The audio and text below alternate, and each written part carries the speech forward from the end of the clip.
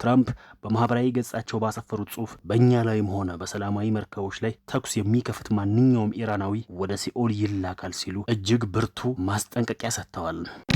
ምን አዲስ ከአና ሚዲያ ሰብስክራይብ በማድረግ ታማኝ የመረጃ ምንጭ ያድርጉን።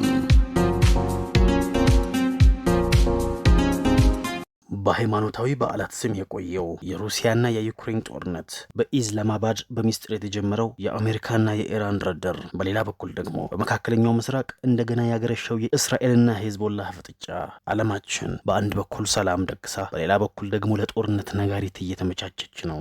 በዚህ ሳምንት ውስጥ የተቀየሩትን አስገራሚና ዓለም አቀፍ ክስተቶች አሁን በዝርዝር እንመለከታለን። ሄኖክ ብርሃኑ ነኝ። ለ21 ሰዓታት በዝግ የተደረገው የአሜሪካና የኢራን ድርድር ያለ ስምምነት ተበትኗል። የትራምፕ አስተዳደር በሆርሙዝ ወሽመጥ ላይ እጅግ ጠንከር ያለ እርምጃ መውሰድ ጀምሯል። ወደ ሲኦል እንልካቸዋለን የሚለው የትራምፕ ማስጠንቀቂያስ ምን አንድምታ ይኖረዋል? ዝርዝሩን አብረን እንይ። የኢራን የፓርላማ አፈ ጉባኤ መሐመድ ባቄር ጋሊባፍ ለሰላም ድርድር ወደ ፓኪስታን ኢስላማባድ ያቀኑት ብቻቸውን አልነበረም። በግጭት ህይወታቸው ያለፈባቸውን ንጹሃን ህጻናት ትውስታ ይዘው እንጂ።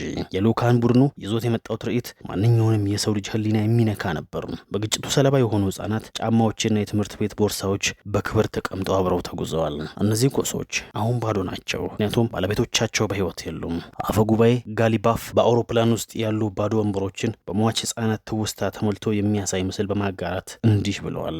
እነዚህ ህጻናት ወደ ሰላም ንግግሩ በሚደረገው ጉዞ ላይ የቅርብ አጋሮቼ ናቸው። ይህ ድርጊት ለፖለቲካዊ ውይይት ብቻ ሳይሆን ለሰላም መዘግየት የምንከፍለው ዋጋ ምን ያህል መራር እንደሆነ ለዓለም መሪዎች የቀረበ ትልቅ መልእክት ነው። ይህ ልብ የሚሰብር ትውስታ ጦርነትና ግጭትን በፖለቲከኞች ቢጀመርም ሰለባዎቹ ግን ምንም የማያውቁ ህጻናት መሆናቸውን ያረጋግጣል።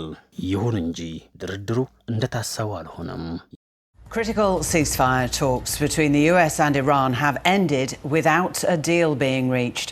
የአሜሪካው ምክትል ፕሬዝዳንት ጄዲ ቫንስ ከመካከለኛው ምስራቅ ልዩ መልእክተኛቸው ስቲቭ ዊትኮፍና ከጃሬድ ኩሽነር ጋር በመሆን ወደ ፓኪስታን አቅንተው ነበር። ዓላማው የኢራንን ጦርነት ማስቆም ነበር። በኢስላማባድ ለ21 ሰዓታት ከኢራን ተወካዮች ጋር ፊት ለፊት ተነጋግረዋል። ይህን ስብሰባ ታሪካዊ የሚያደርገው ከ47 ዓመታት በኋላ ፊት ለፊት የተገናኙበት መድረክ በመሆኑ ነው። ነገር ግን ውጤቱ ቫንስ እንዳሉትም ጥሩም መጥፎም ዜና አዘል ነው።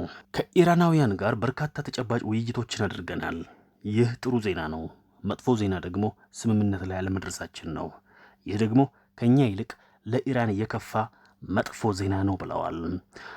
And we've had a number of substantive discussions with the Iranians. That's the good news. The bad news is that we have not reached an agreement, and I think that's bad news for Iran much more than it's bad news for the United States of America. ቫንስ አክለውም የፕሬዝዳንት ትራምፕ ዋና ግብ ኢራን የኒውክሌር ጦር መሳሪያ እንዳትታጠቅ መግታት መሆኑንና አሁን የቀረበው ሐሳብ የመጨረሻና ምርጡ መሆኑን አስረግጠው ተናግረዋል። በሌላ በኩል ፕሬዝዳንት ዶናልድ ትራምፕ በሆርሙዝ ወሽመጥ ላይ አዲስና ጥብቅ የቁጥጥር መመሪያ አስተላልፈዋል። ማንኛውም መርከብ ለኢራን መንግስት የጉምሩክ ክፍያ ከከፈለ በአሜሪካ ባህር ኃይል እንዲቆምና እንዲፈተሽ ታዟል። ትራምፕ በማህበራዊ ገጻቸው ባሰፈሩት ጽሑፍ በእኛ ላይም ሆነ በሰላማዊ መርከቦች ላይ ተኩስ የሚከፍት ማንኛውም ኢራናዊ ወደ ሲኦል ይላካል ሲሉ እጅግ ብርቱ ማስጠንቀቂያ ሰጥተዋል። ይህም በኒውክሌር ጉዳይ ላይ ስምምነት ላይ አለመደረሱ ያስከተለው ጫና መሆኑ ተነግሯል። በሌላ በኩል ኢራንና ሩሲያ ስልታዊ ወዳጅነታቸውን አጠናክረዋል። አሜሪካ ጫናዋን ስታበረታ፣ ኢራን ደግሞ ወደ ምስራቅ አይኗን አዙራለች። የኢራኑ ፕሬዝዳንት መስዑድ ፔዜሽኪያን ከሩሲያው ፕሬዝዳንት ቭላዲሚር ፑቲን ጋር በስልክ ተወያይተዋል። ሁለቱ መሪዎች በኢኮኖሚ በጸጥታና በዲፕሎማሲ መስኮች ያላቸውን ትብብር ወደ ላቀ ደረጃ ለማሳደግ ተስማምተዋል። ፔዜሽኪያን ሩሲያ ለኢራን ላደረገችው ሰብአዊ እርዳታ አመስግነው ለፑቲንና ለሩሲያ ኦርቶዶክስ ክርስቲያኖች እንኳን ለትንሣኤ በዓል አደረሳችሁን መልእክት አስተላልፈዋል። እዚሁ ከቭላዲሚር ፑቲኗ ሀገር ከሩሲያ ዜና ሳንወጣ ሩሲያና ዩክሬን ትላንት የተከበረውን ኦርቶዶክስ ክርስቲያኖች የፋሲካ በዓል ምክንያት በማድረግ ለ32 ሰዓታት የሚቆይ ተኩስ አቁም ለማድረግ መስማማታቸውን ማስታወቃቸው ይታወሳል። ይሁንና ይህ የተኩስ አቁም እንኳን ለ32 ሰዓታት ይቅርና 2 ሰዓት እንኳን አልዘለቀም። የሩሲያ መከላከያ ሚኒስቴር ባወጣው መግለጫ ትላንት ምሽት ላይ ለሁለቱም በልዩ ወታደራዊ ዘመቻ ላይ የሚሳተፉ አባላት ባሉበት እንዲቆሙና ተኩሱ እንዲቆም ትዕዛዝ መሰጠቱን አስረድተዋል።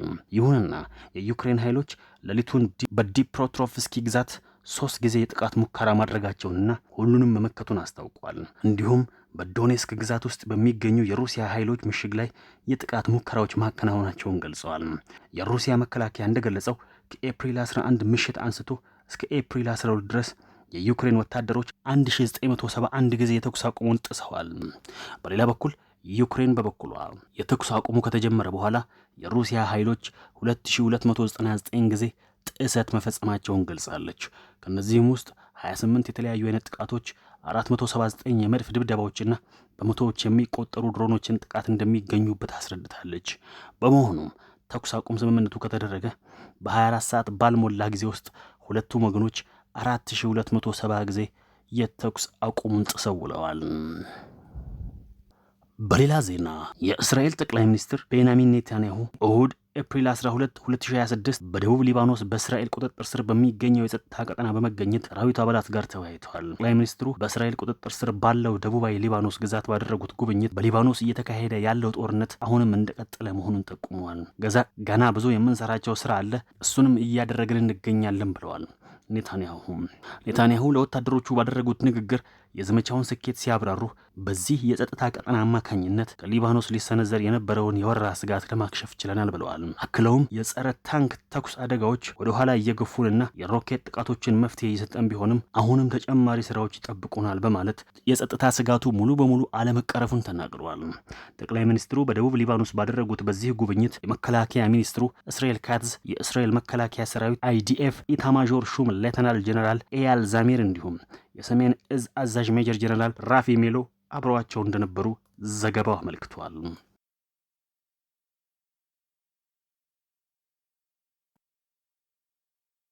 ውድ የቻናላችን ቤተሰቦች እናንተስ በዚህ ጉዳይ ላይ ምን ትላላችሁ? የአሜሪካ እርምጃ ጦርነቱን ያቆመዋል ወይስ ያባብሰዋል? የሩሲያው ቭላዲሚር ፑቲን ከረጅም ጊዜ ዝምታ በኋላ ጨዋታውን ወደ መቀላቀል ይመስላሉ። እስራኤል አሁንም እጄን አላነሳም ያልጨረስኩት ጉዳይ አለ እያለች ነው። ዩክሬን በበኩሏ ስራ ይበዛባታል ብላ ያሰበችውን ሩሲያን መነካካት ጀምራለች። ዓለም ወዴት ትሄድ ይሆን? አብራችሁን ስለቆያችሁ እናመሰግናለን። ሄኖክ ብርሃኑ ነበርኩ።